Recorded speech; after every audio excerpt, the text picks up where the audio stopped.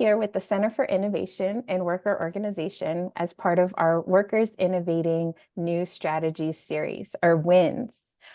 This is hosted out of CIWO, which is at the School of Management and Labor Relations out of Rutgers. And we are just asking everyone to introduce yourself. We have an awesome group of people here today. We'd love to get to know you first in the chat. We'll have some discussion through our time together, as well as small group breakouts, so we can really dig into the topic of co-director and co-leadership models. I'll be starting our time today with a land and labor acknowledgement, which is a practice of our center. I'll be sharing in my family's indigenous language of Tlingit. I am a Tlingit tribal member. My people are indigenous to the lands of Alaska, so I'll also interpret for myself. But as I'm doing this introduction, as we said, please share where you're joining us from. I see others that are joining from the unceded territories of the Lenni Lenape as well. And so we welcome and honor all Indigenous peoples and tribal members. And also shout out if you're a tribal member here in our Zoom today. And if you would like to share anything about your tribe or towards this labor and land acknowledgement.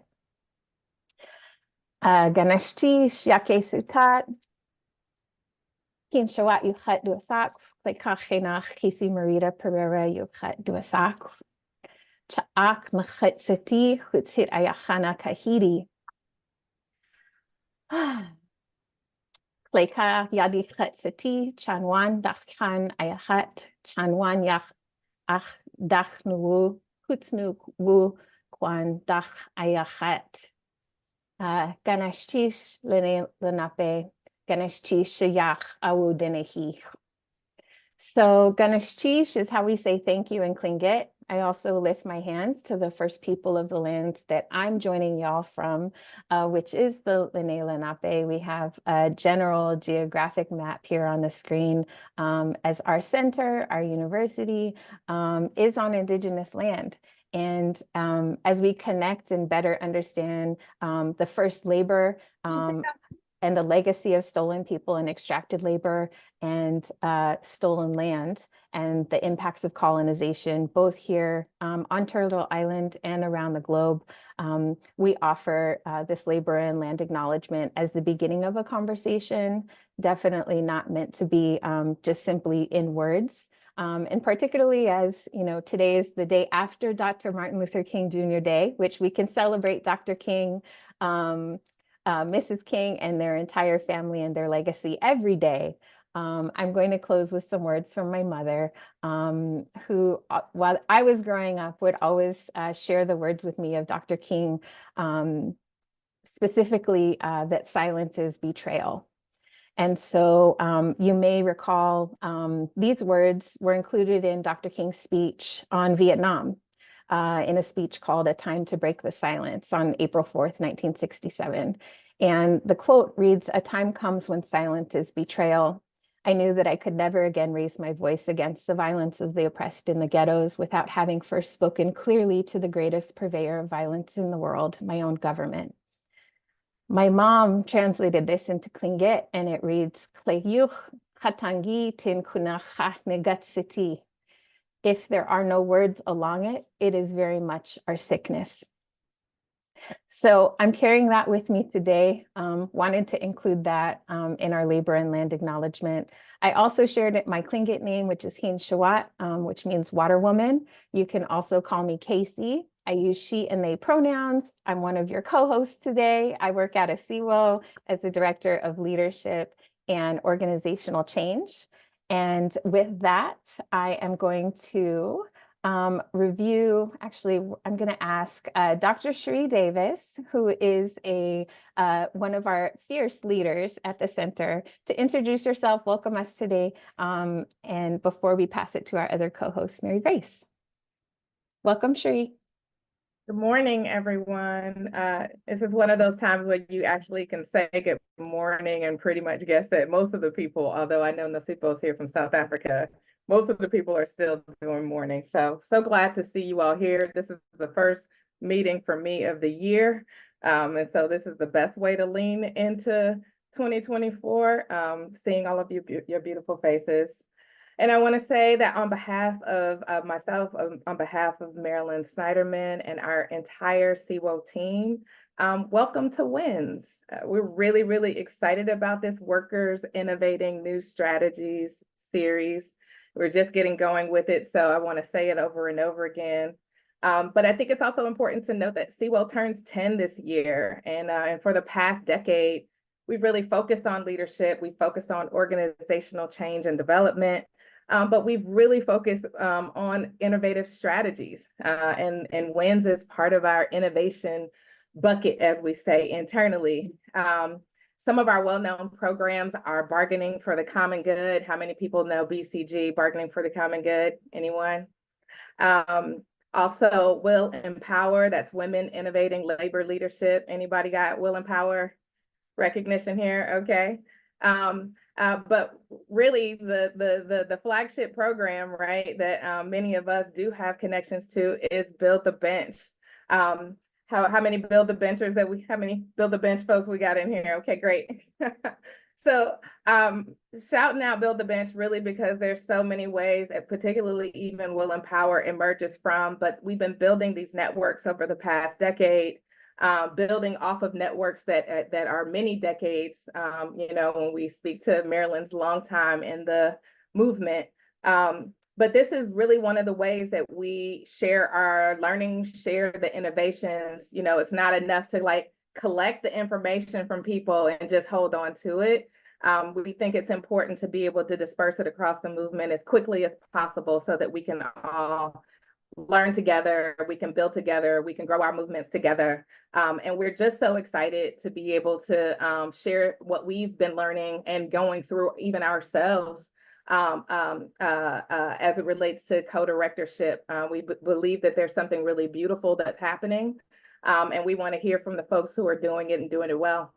And so with that, I'm going to turn it over to Mary Grace DeMaria, who has been leading the development of the WINS series, to hear a little bit more about what we're going to be doing today. And thank you again, you all. Thanks for being here.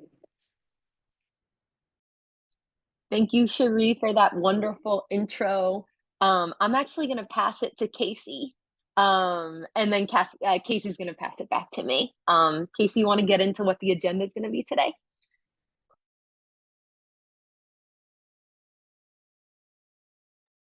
Thank you, MG. Yes, always keeping us on track. Okay, before I do the really quick agenda, just wanted to share our expectations for our time together here on Zoom. Already see lots of folks have their camera on. If you're able to, thank you so much. We do have some amazing speakers that I might be rushing so that we can get to them in the conversation, as well as breakout time for our 90 minutes together. We encourage you to take care of yourself. So stretch, take breaks, hydrate as needed. And of course, our team here at CIWO is available to support any questions or concerns, and we will be helping to keep the conversation going. Do other folks, we'll be checking in the chat, do you have other tips for Zoom gatherings, or are there other accessibility needs that we can help meet today for folks joining us?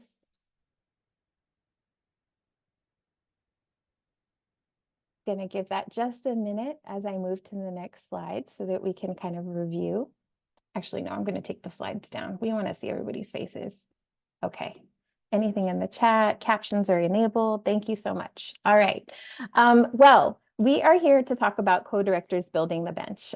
When we were putting this program together, we were very excited to hear that there was a growing number of co-directors happening in progressive social justice organizations focused on racial, gender, climate justice at the local level, at the national level. But what we were hearing that was also distinct to our Build the Bench network is that co-directorships were also starting to form in the deputy director position or chiefs of staff positions in these same organizations. So distributed leadership models, not just at the highest levels, but in different places. And so we really wanted to get, and well, I will say, to be honest, we had some folks that, had some questions or maybe not some great experiences with co-director models and wanted a space to talk about it. And if y'all are familiar with Build the Bench, we create spaces for folks to have these conversations as safe as they can be, and not afraid to get a bit messy and talk about the things that we may not be able to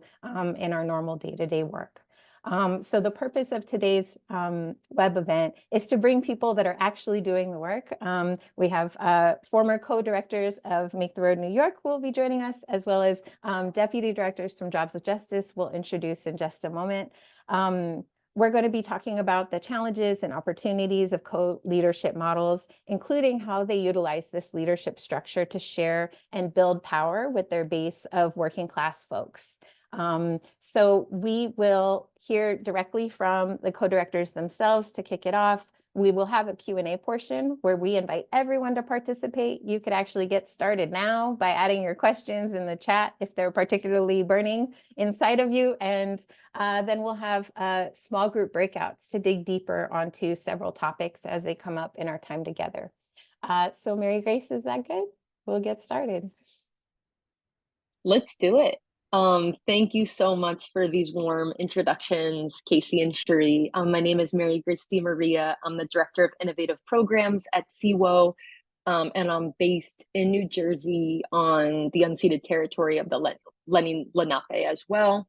And we really want to get started with this webinar, but by just seeing where you're at with co-directorships. So what we're going to do, let me share my screen, is we're going to start with a Mentimeter here. And what we're going to ask folks to do, if you have your phone out, open up the camera portion on the phone and hold it up to the QR code. Click on the link, the menti.com link, and let us know, what are your thoughts on co-directorships? And we're just asking for 3 words that come to mind when you think about co-directorships. And then panelists, we are going to share that with you before you get started. If you're having an issue accessing the QR code, I also put the direct survey link into the chat. So take a couple minutes, let us know your thoughts, and then we'll get started.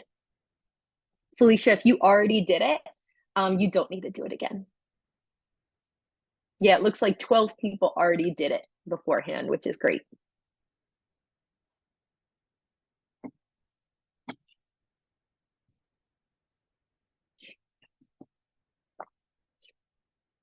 So maybe while folks are filling that out, Casey, I'll go to the next slide and we can start to introduce our amazing panelists that are joining us and sharing their wisdom today. Beautiful. Thank you so much. Well, not only are they here on the screen and names with their respective roles at the organization, they're here. So I'm not going to take too much time for this section, but as I mentioned, we have former co-directors of Make the Road New York, Javier Valdez. Javier, hello. We have Deb Axt, also former co-director of Make the Road New York. They are a fierce pair and so excited to bring that energy. And then we have 3 incredible humans from Jobs with Justice. So we have Denise Diaz, who's the Deputy Director for Institutional Advancement at J with J, Mackenzie Barris, Deputy Director of Program and Base Building at J with J, and Candace Johnson, who's the Deputy Director for Organizational Strength at Jobs with Justice. And just as a reminder, we do have some Q&A slides. We sent the slide deck out in advance, and maybe we can reshare that. We'll be compiling your questions from the chat, as well as time to just voice your questions here on Zoom. But just a quick reminder that we have space for questions throughout our presentation. If you have any trouble, again, please shout us out in the chat as well. Talia is a staff person from our team. Thank you so much, Talia, for monitoring the chat and making yourself available for everybody. There she is. All right. And here are our guests. Mary Grace, are we ready to do the Mentimeter, or should we get to our first questions? Okay, perfect. Oh, we are ready. Okay. Let's see. So panelists, this is what folks are saying. Wow. Whew. So big ones around collaboration, partnership, potential support. unsure, resilient, growth, complicated, thought partnership, shared burden, divide and conquer, persistent alignment, potentially messy, enthusiastic, fragile, and a lot more. So I can take a screenshot of this and actually add it to the slides too, if anyone wants to take a look at this afterwards. Thank you for the 109 responses that folks gave. Thank you, MG, for constantly innovating, including finding new technologies for us to share our community thoughts. So as we do introductions, if there are any words that actually stuck out to folks or vibes when it came to co-director models that our guests would like to lift up, please do. And thank you, MG, for sharing that in the slide deck as well. Well, our first question, we'd love to hear from both organizations. How and why did your organization choose to explore a co-leadership model?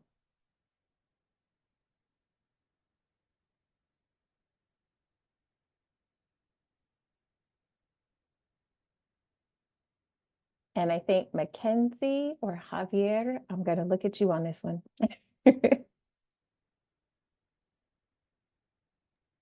You want to go first, Mackenzie? You want me to go? You tell me. Either way, you can go first.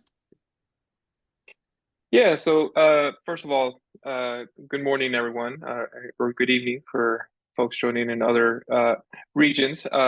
Again, thank you for CIWO for inviting me, and thank you for creating this space. I just want to kind of share that the perspective that Deb and I are bringing to this space is one of like us, particularly, we were co-directors for close to 10 years. And we kind of been asked a lot of times, how do we do this? So again, this is our perspective, and we come with the most humility of what we learned, but we know there's different models, etc. Again, in our process, in our model, we actually inherited a co-directorship model. Make the Road has been led by co-directors since its inception. Since our founders, Andrew Freeman, Una Chatterjee, decided to start the organization in 1997. Deb and I were actually both co-deputy directors for close to 3 years, and then we stepped into this role as directorship. And I think the premise of why our organization decided to do this was because primarily in order to have the impact that they wanted to have and to fulfill the bold mission that the members laid out, we needed a set of leaders that were willing to not only share power, but help articulate the voices of our members to really ensure that we were building something sustainable and long-term, and allowed us to take risks, be bold, and be in more different places as we could as possible. So our role as co-directors, and Deb and I really saw ourselves as the bridge between the founders and people from our base taking over the organization, was to continue that model, but then help integrate it into a more shared collective power agreement with our bench, which we will talk about it later. But that's a little bit of how Make the Road has decided to start a co-director model. I'll pass it to you, Mackenzie. And for us at Jobs with Justice, we are actually 3 co-deputy directors right now. And we have had sort of, different deputy director or equivalent formations over the years, kind of depending on our needs as the organization. So I think that's one thing to say, is that for us, I think it isn't that there's one right constellation or solution always, but it's very much about being responsive to the needs of the organization in a moment. So in 2018, when our former executive director, Sarita Gupta, was transitioning with our new executive director, Erica Smiley, we had one managing director who was part of the founding cohort of Build the Bench, the amazing Amy Smucha. And as she also was transitioning, Smiley was really encouraged to think about both what did she need, what it was a leadership team she needed as a new ED in her role, but also for where the organization was, for our goals, for the ways we were changing and wanted to change and grow, what was needed from this sort of second in command deputy role. And where that landed in 2018 at that moment was that we had a lot of evolution in our program work, sort of this evolving theory of change. And so wanting there to be a deputy director was really focused on thinking about how our programs were going to align with that theory of change and about how we were evolving that work and about strengthening and paying attention to the capacity of our affiliate network. But that we also had a real need to develop a theory of institutional advancement of how we were seen and understood externally in the world that was going to help us evolve also in a different way in the organization. And so initially created those two deputy director roles of program and institutional advancement sort of with that lens. And I'll say that I think in the beginning, we thought we did 2 internal promotions into those deputy director roles, probably thought too much about the people and our skill sets and not enough about the full needs of the organization, and ended up going back later and having to like redivide responsibilities. And then the pandemic happened. One of the deputy directors left. We decided not to rehire immediately. And so I kind of morphed into being the only deputy director, and kind of really the role just spread, right? It became everything that we needed in a constantly changing kind of pandemic atmosphere where we went remote.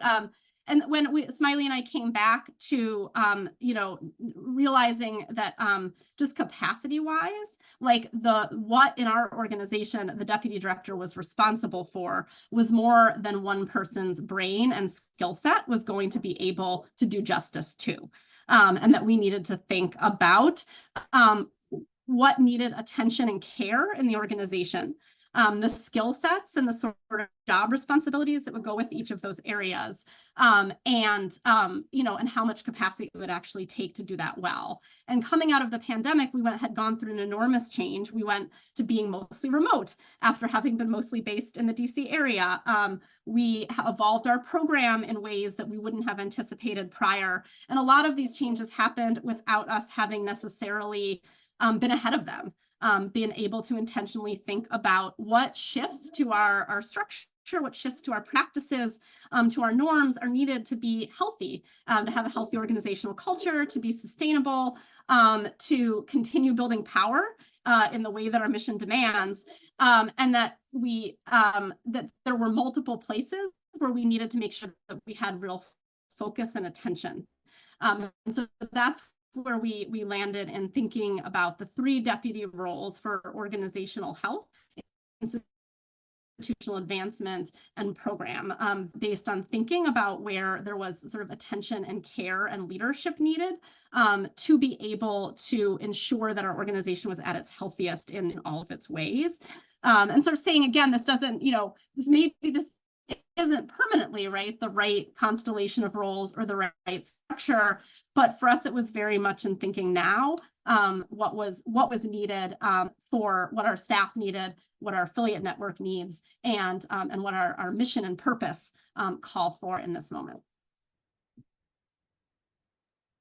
Amazing. Thank you so much, Mac. I also in the chat getting a lot of energy on sharing the challenges, how you dealt with it, what led you lead to this decision. I think a couple things that stuck out for me too already. Javier noted that, having co-director models at your organization from day one, but also, accountability to, your base.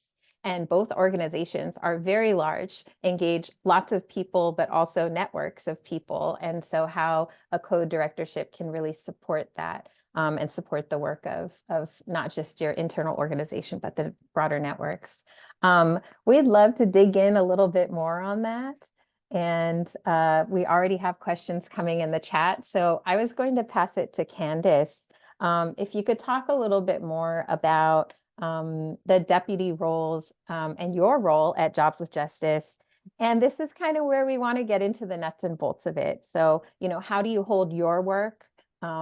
And then how is that held with your other co-directors, and specifically accountability? How does it show up, and how do you work through that with 3 deputy directors at Jobs with Justice? Thanks, Candace. Yeah, certainly. Hi. Thanks for having us, and it's really good to be here. I see people in the space that I haven't seen in a couple of years, so it's good to like see some other Denver folks. I'm based out of Colorado, so it's nice to see some other Denver folks here. So yeah, the nuts and bolts. So yeah, I'll talk about it, of course, from the perspective of jobs with justice, and then of course, I think other panelists can also share.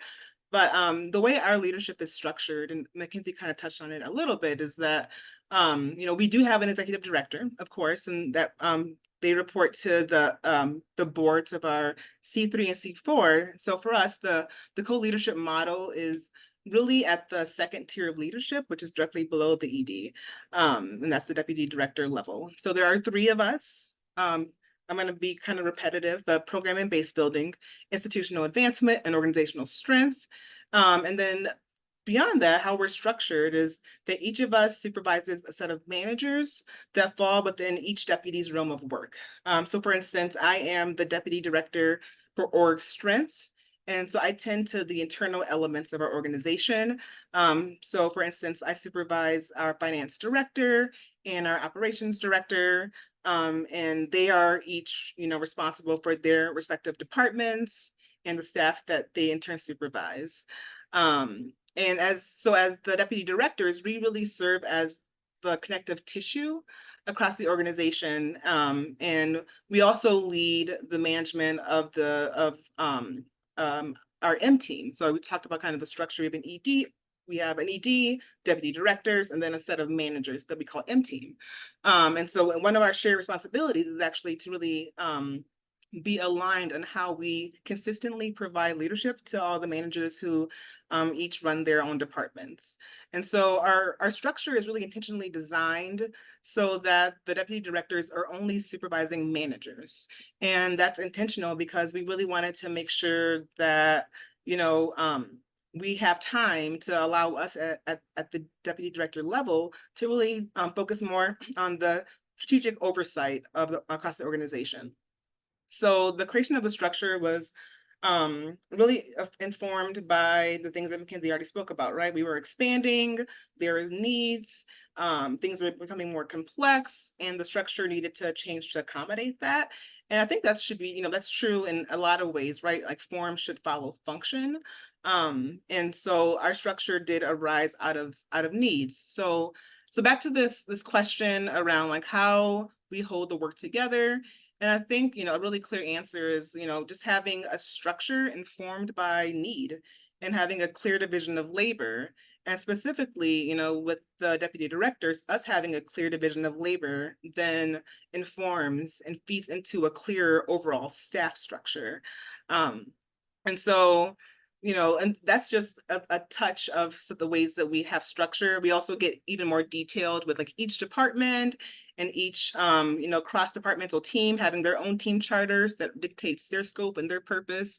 And so having that clarity is one way that we're able to really function and hold the work and make sure that everything's, getting done across the organization in a way that's as efficient and structured as possible. And Mackenzie also mentioned like things have changed and evolved. So the structure has become more and more defined over time. And I'm sure as time goes on, it will also change and become more clear. And we've had several different configurations, and this is the current configuration.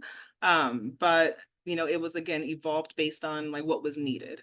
And so each of us as deputy directors, we have a different area of focus that's very distinct, right? And so it's clear in that way that we're structured and divided.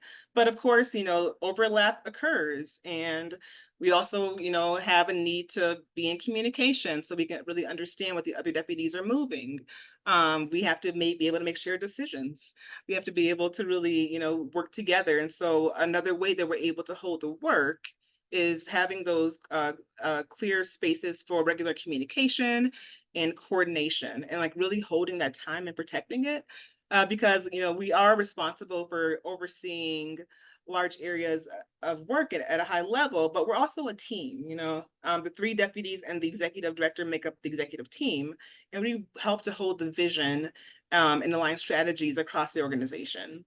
And so some ways that we make sure that we're in tight coordination and communication is that, we make sure to hold executive meetings weekly, and that's to really discuss top lines, to make sure decisions, to strategize, to plan for organization-wide projects and priorities, things like that.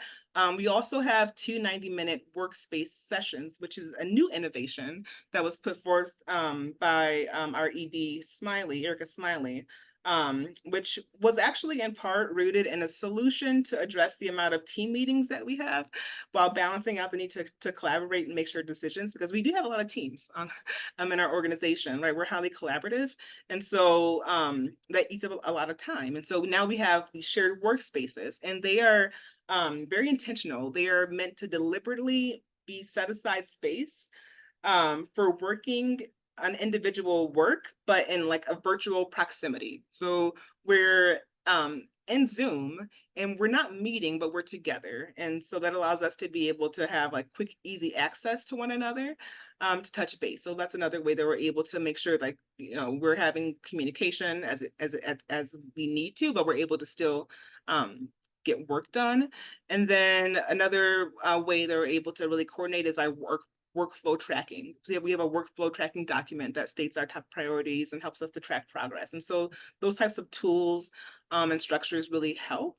So yeah, we also hold work through coordination, frequent time together, and established spaces. And like that's really great. But you know, we also face a set of challenges. We face challenges in striking that right balance between autonomy and dependency, as well as managing the overlaps and responsibilities, which can, you know, sometimes lead to some complications and messiness. You know, you want to talk about messiness, like the overlap in some of the ways that you know, we kind of crash into each other can create some complications and messiness, right? And so, you know, I'm saying this and wanting you all to keep in mind that we are just at over a year with this particular configuration of co-deputy directors.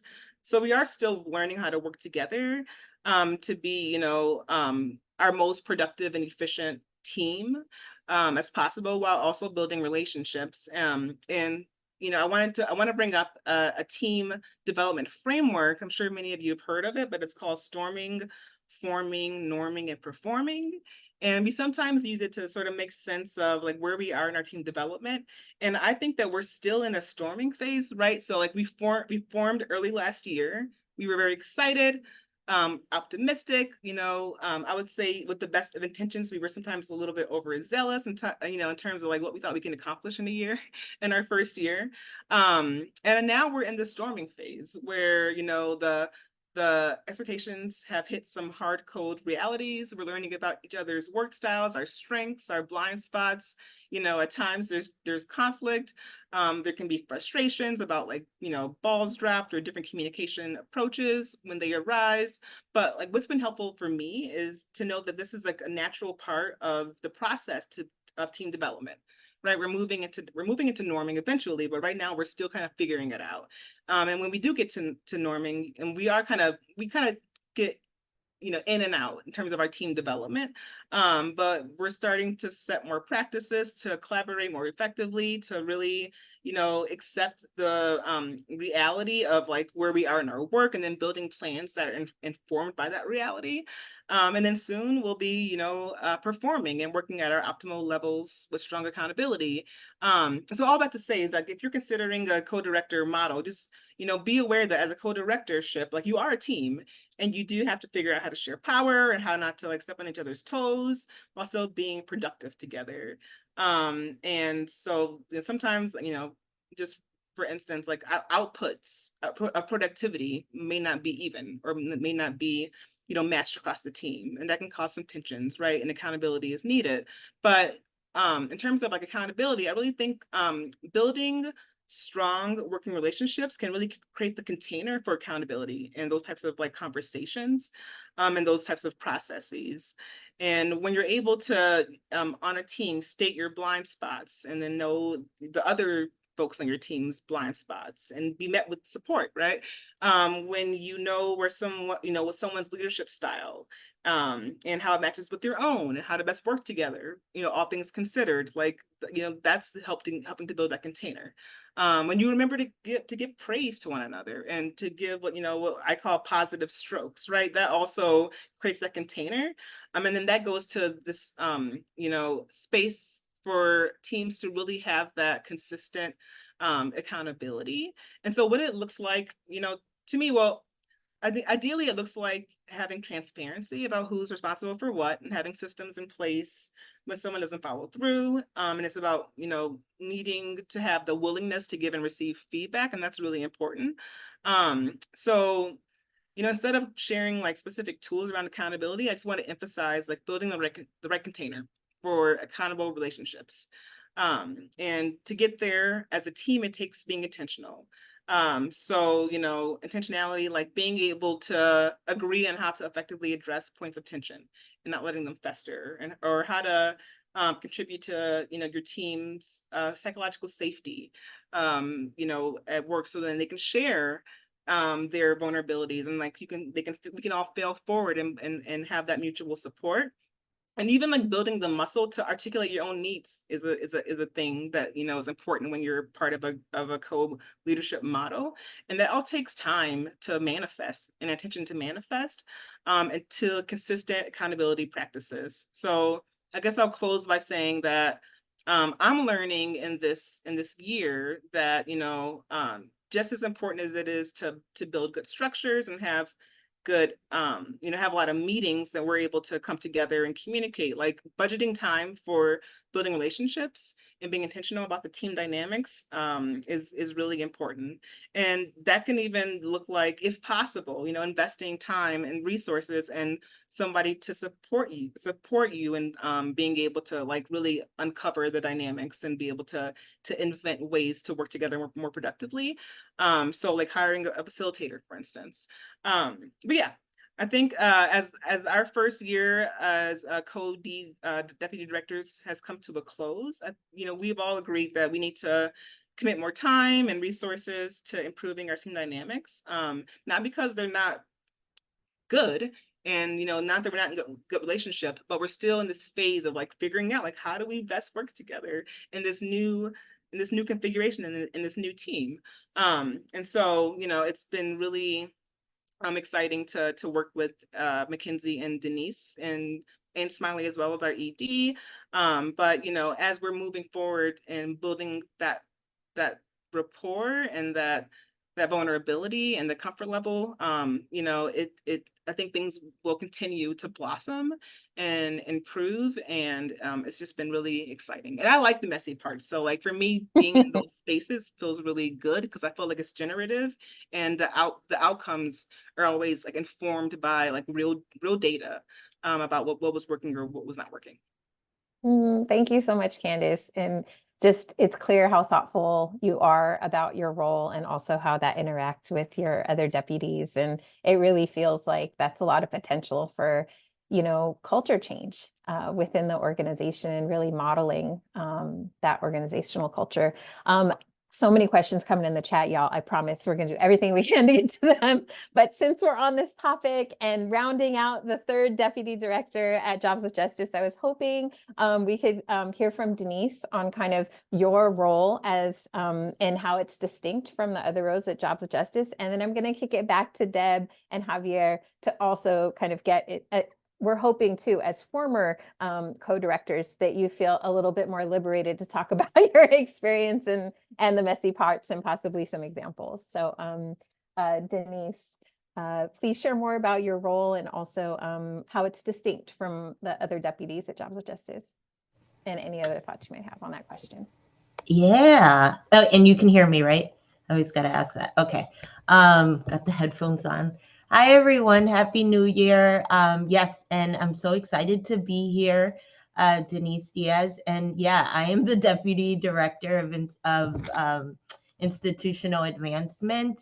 And so I oversee communications and development. And, as a former ED, I just never thought I would be doing that. But then in this role, really seeing how essentially, and one thing I think to name with the Jobs with Justice co-directorship, we're all former executive directors. So not only do we have the kind of lived experience somewhat, to the degree that we can with Smiley as the executive director, we and of local coalitions, we have a sense of like all the different aspects of the organization. And so for me, really being able to see how this role, if Candace is internal with our systems, culture, and on the internal side, I'm more on the external side, as well as being able to relate to Mackenzie, who oversees programs, campaigns. And so I think it's really invaluable how in my role, sure, we can talk about funder briefings, but or putting together a digital plan, which is really what's in my role. I'm also able to think about, okay, what are the systems in place so we get that paid for? What is, how do we align, and how does this relate to the organizers on the ground? I'm making sure we're getting what we need, that they have what they need. So I think even within this role, and at the end of the day, how are we projecting out the vision and theory of change of Jobs with Justice, while also, ensuring that our positioning is where we want to be, that we're being seen how we want to be seen. So, it's a lot, but I think it's really cool in that what makes that work is the fact that we have overlapping strengths and senses of, lived experiences with each other's role. Hope that was helpful. Yes, and thank you so much, Denise. We're going to share, we have a huge resource list that we want to make available for folks that are joining today, including an article by Denise and Candace talking about their experience. And thank you for naming your previous experiences as executive director of, I believe, Central Florida Jobs with Justice and Colorado Jobs with Justice before taking these deputy roles. So we'll be sharing that in the chat. And then Deb, I'm going to pass this, again, we're still in kind of the messy parts, the nuts and bolts. There was a really great question in the chat too, if you have an example of an issue that staff had previously raised that they have said or that they shared in the structure at Make the Road New York that you were able to address. And Javier, obviously, you both can answer that together. So, I mean, I can give like a quick introduction to like some of the decisions we made about how to deal with structure and like division of roles. I want to say like we've been talking about our experience, and like fundamentally we think some of the core baselines that you need are like a balanced commitment, a shared vision of like the work, how you're going to navigate work-life balance, what is that commitment expectation, right? Nights, weekends, travel, emergency response, and that all of those things I know we'll get into later, like bring into question, of course, like privilege, life circumstances, all of that. And so like in our effort to really be real about power and create roles that sort of worked and gave us each room to run, like some room and some space where you could resource things, you could staff them, you could deliver on the work sort of within your own style. We tried to make sure we had lanes that were like that for each of us. And then we had a bunch of stuff in the middle that required lots of joint decision making. And we had, so the way we structured it was each of us had structural supervision over specific departments. So Javier structurally supervised all of our organizing, I supervised all of our services, and we divvied up sort of the internal, like finance, HR, broke those down. In many of those situations, we would still be doing work. So he supervised organizing, but I was our lead on workers' rights and economic justice issues, right? So I would lead on some thematic work within that, but he was the one who made sure the team was built, resourced, they had their systems in place, their leadership development was attended to, right? And then created space for me to step in a little bit as like a senior person on that issue, right? And so in similar ways, I was lead on fundraising, but really that just meant I was structurally supervising the development team and making sure the capacities were in place. Of course, we were both cranking on fundraising. And so in those situations, we just had a lot of team spaces, and then our development director would also, and fundraising staff would also do individual meetings with Javier to help support him on the fundraising work that was on his plate. And then we had some things where mostly it was in one of our lanes. Civic engagement, for example, was mostly Javier's lane. He was the one who drove our political work through our C4. But every 4 years, we would have a battle with Andrew Cuomo during our tenure, and we would decide whether we were going to risk it all by facing off with him and risking attack. And so leading into those moments, we would really structure things so that we spent a lot of deep time together, getting me also up to speed on strategic considerations, the dynamics at play, spending time with those allies in a much deeper way than I did day to day, because it was usually Javier's lane. So I think like identifying some of those kinds of things are also important. So you can do, sometimes you're going to need to pull each other in for a deeper type of joint decision making. So just thought I would like give a little bit of a sketch of that in case it's helpful for us to get more concrete, and I'll kick it back to you and see where you take us next. Yes, no, that's perfect. I think, especially because we have, former co-EDs and deputy directors, we really did want to take the time to get in the nitty gritty of what that looks like and the distribution of work. So thanks y'all for getting there. I think I'm just doing a time check on myself.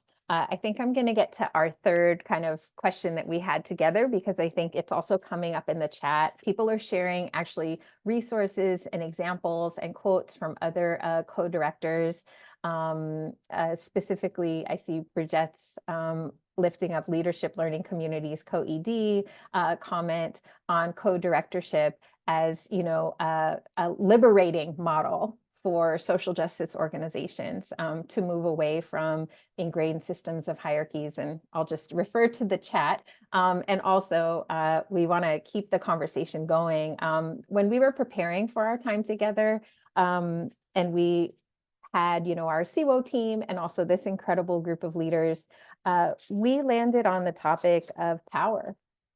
And how not only are our organizations in constant conflict, and especially Deb, thank you for that story you just shared, on just, we're up against big systems of power, changing those systems, but also how that shows up within our organizations. So I want to reference a report that also helped inspire a lot of, my understanding of co-director models.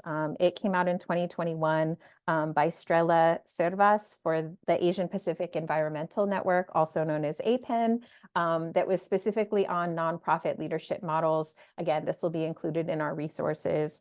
But as they were exploring co-director models, and they identified racial justice and striving to be an anti-racist organization as a top core value of organizations that they interviewed. And I think that's something that we likely share, every single one of us that's joining this web event today. But specifically, bias against female executive leadership was named as a challenge across the board for co-directors, sole EDs alike. And as we know, the experience not only of, female executive leadership, but compounding that, intersectionality is real for, women of color, non-binary folks of color and queer folks of color that are in these leadership positions. Would love to hear more from this group on how demographics informed your understanding and managing of power with your fellow co-directors and in the organization.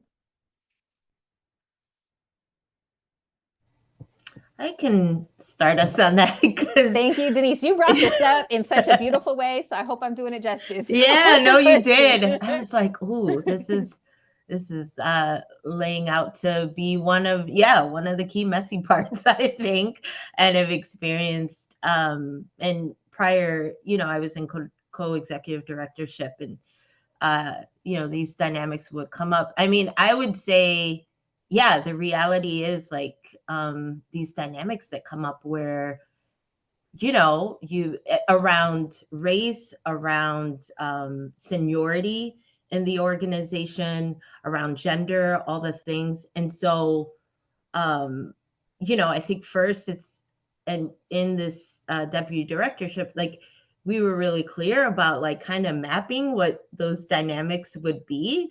You know, me, I'm more agitational, where Candace is much more diplomatic, and but we're both Black women. And so what is that going to look like when we're like pinned against each other? So I think the key, just being able to map what that you would anticipate with those identities. And then it does, I would say, require a real deliberate practice around, you know, leading with intention around when it comes to those intersections. And that means that there has to be a level of commitment and accountability about how we're showing solidarity with those identities to each other, you know? And so I think that's, and, you know, and how do you find a way to talk through, like, you know, for example, me just being like, I feel like I'm holding a lot of the emotional labor here. And so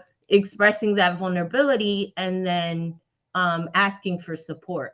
Or in the cases where it's like, you know, how can we then show up, you know, for Mackenzie or Smiley, for me of offering. So it does, because, you know, there is within that space, and not because of your other co-director, but how the world is interacting with you of, oh, well, I'm a go to you because I feel like you're less intimidating, or whatever the dynamics may be. So I think it's really important, but it does raise, it's really important to be committed in figuring out how you do handle that together, but recognizing in practice, it is a vulnerability. And really, you know, in that, you know, how you build trust along that process.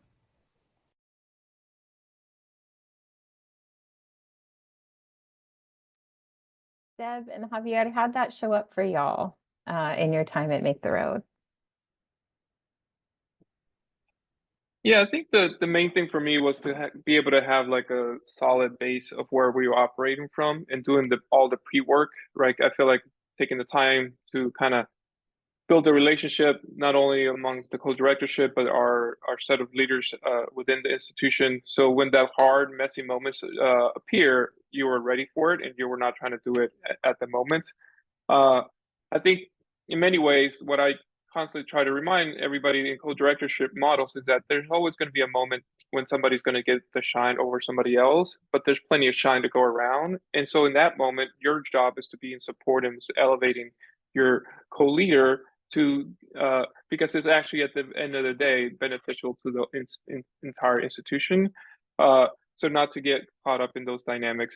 I think like in some of the messiness of how power shows up is like sometimes there's this in a funder meeting with the allies or elected officials where a potential somebody just doesn't see you as a co-director, or they want to talk to either because of gender or race, et cetera, to a certain other member of the team. And then it's on you to disrupt that and kind of bring it together and show a unified front.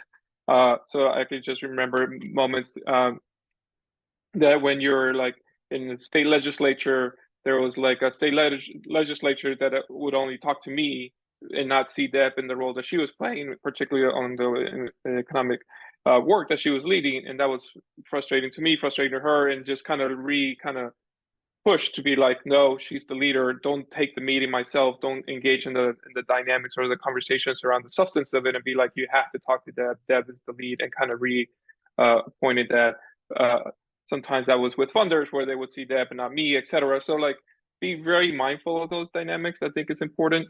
And then the other critical thing, and I think one of the learnings that we have, and I know some of our people that have taken over Make the Road are on the call, and they can talk about is like, I think like in power and contesting for power, it's messy and it's dynamic, and you have to have a space to really engage in those conversations. And one of the best things of why I drink the Kool-Aid of co-directorship is that it's not isolating, right? And I felt like I was able to kind of process with a brain trust that to really get to the best decision making and take more risk because of that. But in that space, one thing that I think Deb and I learned quickly was like it was actually helpful for us to be in space or settings with our deputy directors to discuss and contemplate things where she and I might not see eye to eye, and go through that generative process of engaging or debating over an idea, over a process, over a strategy, and then get to a conclusion where it was more, we would try to build consensus, right? And I think creating those spaces that it was like okay to disagree, not just okay, that's your lane, yes, but it's always like like ask questions, etc., and get to that thing. And then I think the other part of it is critically important in the power dynamic is that showing up for others, right? Like if your co-director is leading on a campaign, etc., just showing up and just be like, can I help with something? Can I hold the line? Can I make calls? Can I just do things in a way that I think sets the tone for the rest of the staff, that like it's like, you know, you want to be supportive. And then the last thing I would just say is like holding the whole, like in many ways, sometimes where I see mistakes happen is like co-directors have certain lanes that they're driving in. But at the end of the day, you have to have a line of sight of what is happening there, because there might be a moment where that person might go on parental leave, needs a time off, or etc. And then you have to step in and you have to be able to have a line of sight into that space so you can actually support the people there, and for them not to be like, oh, this is the first time I ever see you kind of thing. So I don't know. I think some of those things I was just to get us started. Yeah, I just to add, I mean, I think I've also been doing a bunch of coaching with co-directors the last couple of years, and the thing that I see really making the partnership difficult most of the time is that there's some life circumstance and or the way that people externally treat one of the co-directors that limits your ability to really exercise balanced power, usually because one of the co-directors or another does not have the same ability to deliver resources. And I don't want to oversimplify it, but I think it invariably becomes complicated if you don't have a balanced ability to bring in what's usually money, or some sort of resource that's really inherently valuable to the organization.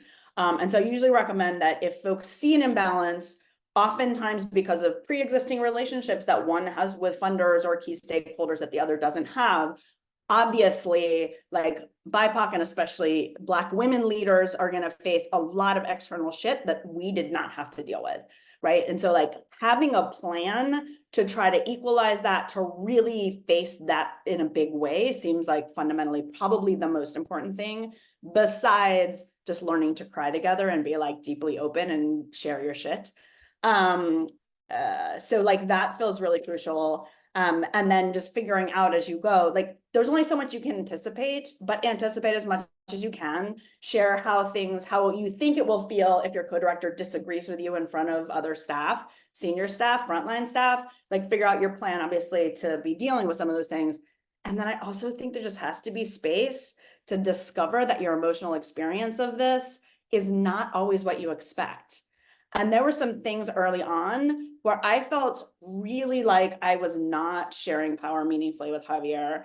I felt really lost and isolated, but I couldn't articulate it in a way that made sense to me cerebrally. I was just about my emotional experience of it, right? And I sort of learned from that the only way we got past that was when I finally just said, I don't even know how to explain this, but like, this is what's going on for me. And luckily for me, Javier was like, well, let's fucking fix it, right? And then would like really made real commitments to me about how we were going to co-lead together in response to that. He wasn't like, well, that doesn't totally make sense. Why aren't you articulating that in the clearest possible way? So like creating that space to just like follow the emotions and see what's underneath them in the process feels especially important when you're talking about race and gender and demographic other dynamics on that front. Thanks, y'all, for going deep and also sharing. I think when we talk about resources too and what's available, I think that, you know, the humanity and the emotional resources that we, you know, have and that are able to give, you know, when our bucket is full and all of the things that we talk about, really also shows up within top leadership levels of our organizations as well. I want to shift gears and start seeing if some of these incredible questions that are coming up in the chat, if folks would like to ask them themselves, or I'm happy to read them from the chat. So there was one that I tried to slide in that I believe Danielle Alvarado asked. Danielle, if you're still here, would you like to ask your question or reframe it on kind of staff, from the staff perspective? If not, I'm happy to read your question.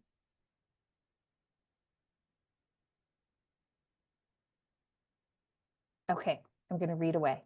So looking for specific examples, and I do think that there's a general theme in some of the questions that are coming up on just when disagreements happen, or when there's a staff issue, and it's perhaps something that arose after the co-director, or as a result of the co-director structure in your organization. Perhaps it's confusion, perhaps it's conflict at the staff level. Do you have an example or learning that you could share related to that when staff have expressed some challenges with the co-director model?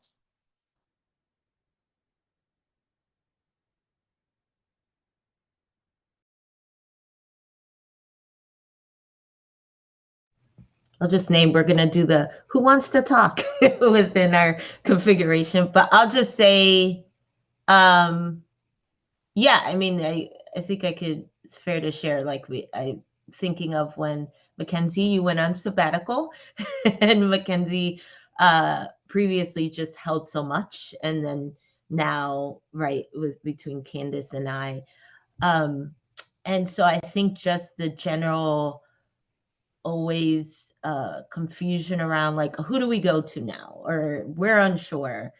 And then where, Candace laid out a new process and it maybe was a little bit more different than what you were just used to. Now it's not, it's no longer going to Mac. I think those, but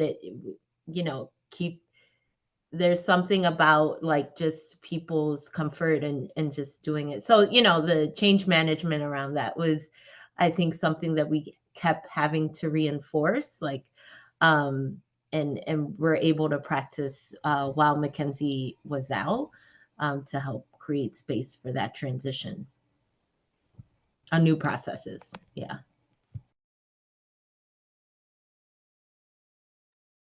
Thank you. I'm also hearing that there's a lot of documentation and preparation behind to provide clarity, both for the co-directors themselves and then the organizational overall as a best practice. I'm going to turn to a question from Alia Lalu. I hope I'm pronouncing your name correctly. If you're still here, if you'd like to ask your question, perhaps rephrase it, or I'm happy to read it from the chat. Thank you. You did pronounce it correctly. Alia's Arabic, Alia. Hi, everyone. First, I just want to express my gratitude for the vulnerability here in terms of sharing. You didn't use the word healing, but I'm really taking this as healing. What's the healing necessary to show up in integrity, in a power relationship and co-directorship? I have a specific question around decision-making. What have been your decision-making mechanisms? Is it consensus always? What happens when we don't get to consensus? Is there ultimately a decision maker when there's disagreement? I do facilitation work, and I work with a lot of organizations that have either struggled with co-directorships or romanticized co-directorships and want them. And I have to hold this line of like, okay, well, don't just run there so quickly. It's not, it might be better, it might not. And one point of tension that I often find is how do decisions get made ultimately when you disagree? I'm curious about any experiences about that. Thank you. I can jump in, start, and then have others join. I think, like you hear this saying a lot, and I think it's real. It's like you do have to move at the speed of trust. So kind of setting that standard, right? Of like first clear designation of what is your lane and what are kind of decisions that you have to do this, and know that is dynamic, because there will be moments that, like in my issue was that I constantly was moving too fast. So I would learn, right? I would move too fast, made a decision, I overstepped, and then Deb articulated me like that's the kind of decision that I want to be part of. And then in my mind, I didn't realize, right? So then you workshop it. And I feel like that's like how do you learn through the process? I think it's important. So that's one thing that I think that I like contemplating that and really being dynamic around like what that means. And then through time, you get a sense or an inclination of what you need to bring in order to make a collective decision. So if Deb was about to be hiring a staffer and the departments, et cetera, not necessarily I would need to bring in, but if she was going to do an action on a certain target that it would probably impact the entire institution, she would know that she would probably need to process that with me and the other set of members. Because like in many ways, if you're doing legislative campaigns, somebody can be the lead champion on your particular issue, right? This person was really good on driver's licenses, but was really bad on economic issues and was actually beholden to Amazon. So she wanted to take a target on this person that was supportive of Amazon, but that was like our champion on driver's licenses. So we needed to process this, we needed to think it through and think through all the messiness and how do we get through that. And the particular piece there is that how do you then show up when you do get the call from the legislator and be like, what just happened here? I thought I was your ally and you're about to do a target outside of my office. The other thing I would say is that if you are like, it really needs to be, from my perspective, and that's my opinion, it's like it has to be a sense of a collective, right? Like it's for me, it was critical for decision making to happen through some rigorous process, particularly for us that were part of membership institutions. That in itself was critical. So like at the end of the day, we had to engage our members. Our members had to decide on the strategy and decide if that was articulate to us or say to us like, this is where I'm willing to draw the line. And that protecting that process was more fundamental to me as a co-director of Make the Road than just like Debs and I interaction. It's like, how do we actually bring the membership into the decision-making process and slow it down to make sure that they're actually our drivers and not just us as staff. But just a couple of things just to kind of kick us off. Yeah, I can speak really briefly to some structural things. I mean, I mentioned earlier, and this is something that I learned as I started to work more closely at the National Office of Jobs and Justice, is like it's really beneficial to be very process heavy, including when it comes to like decision makings. And so I mentioned like the team charter. So, just practically speaking, like within the charter, ideally, like there is like the scope of work and like who's responsible for what and like how decisions are made. And so like having it something like clear that people can follow. And then using tools like Darcy. And I hope I can remember what each so decider, accountable, responsible, consulted, and informed. And so for each team or even for each project or whatever it is we need to make decisions around, like using something that's really clear so people know like who actually is the ultimate authority on this decision, who needs to be consulted and talked to beforehand before it's made, who does this impact. And I think just in terms of process, that's something that's been really helpful because it's clear. Thank you for expanding on that. We did have a question on kind of the charters for Jobs with Justice and how it's used. I'll take and all of the resources and the acronyms, because we love the alphabet soup in the movement. We will be compiling all of this and also adding this to our compiled resource stock to the best of our abilities. So keep them coming, y'all. I guess I did want to kind of piggyback with a question on at what point does the decision making, and I do believe this is specific for our friends from Jobs with Justice, at what point does the decision making go to the ED and what stays within your deputy level? If you can give an example of that or how that works. Yeah, and I think that's something that, and I'll say like when we were in 2022, when we were creating the multiple deputy director roles again and fresh, I got really good coaching and advice from Raquel Lavinia, who was formerly in a co-deputy director role at National Domestic Workers Alliance. She was another founding cohort of Build the Bench.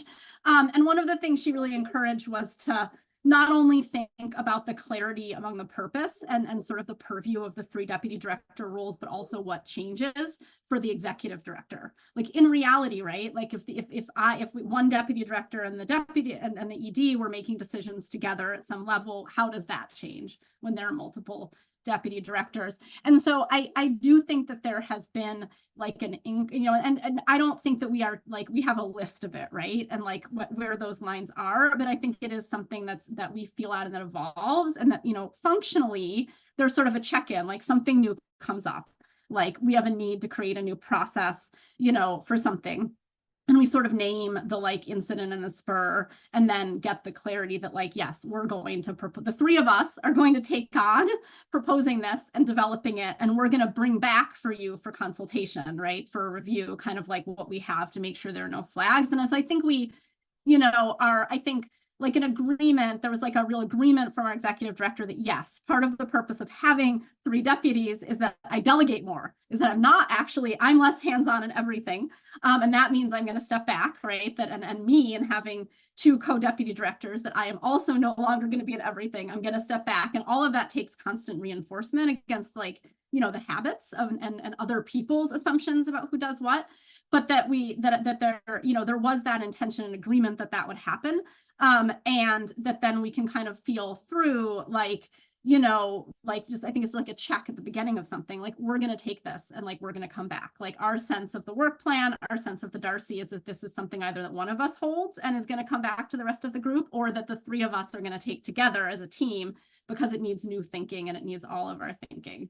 And there isn't sort of like one clear formula for it, but I think it starts with sort of an intention about like that being how it's going to work, and that how the delegation is in general, and then sort of just a check as like new things come up about where it's going to live, and like what level of engagement other people are going to need. And that goes for the ED. And I do think there are times when less maybe with the 3 of us, but there's also, I think, the third layer is then the other directors, right? Like we've had a very collective management style where like a lot of things actually get discussed by our full set of directors and us. And then if there's not real agreement there, I do think there are times when our executive director will say like, okay, well then I'm going to call it, right? Like this is what we'll do. And that's actually sometimes an important and helpful thing to have, right? It serves its purpose, and I don't, and as long as it's not overused as like always, like my way first, but like, let's talk it through. And if we don't have consensus, but we need to move on, like that someone is willing, and like that is a good role for the ED, I think, to like be able to step in and say like, okay, like I'm going to make a call so that we can move forward. And everyone's going to be okay with that. So I think that's, how we've been feeling it through so far. Thank you for that. That was, and thank you, Alia, for providing a just really rich question for us to dig into. So who's ready for some small groups so we can go even deeper and perhaps hear from each other? Because we have some incredible organizations joining us today, as well as, like use your Zoom hand or emojis if you yourself are a co-director that's joining here today. Because as we were seeing our, registrations, I saw a lot of familiar names and beautiful. Yes. Shout out all the co-directors and folks that are interested in co-director models, currently in co-director models, all the things. That's what we're going to talk about now. So we are going to have 3 breakout rooms available. I'm going to share my screen so that y'all can see. Oh, we already see teamwork makes the dream work. Thank you to our CIWO team.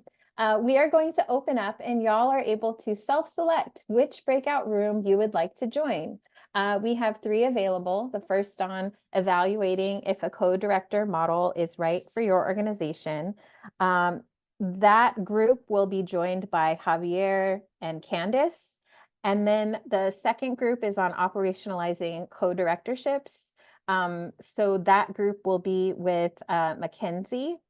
And then group 3 is on managing power within co-directorships, joined by Denise and Deb.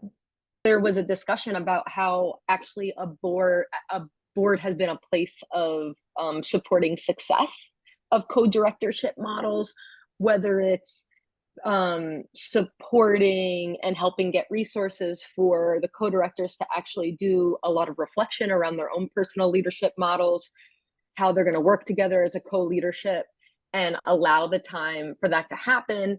And also ensuring doing some really proper vetting of folks that if you're going to be in this role, then you are ready to share power, and vetting that folks are there for the right reasons, and an emphasis that co-director should not be arranged marriage. And if I'm misrepresenting that wrong, please let me know. But there was just some learnings around the ways that the board can be supportive of co-directorships.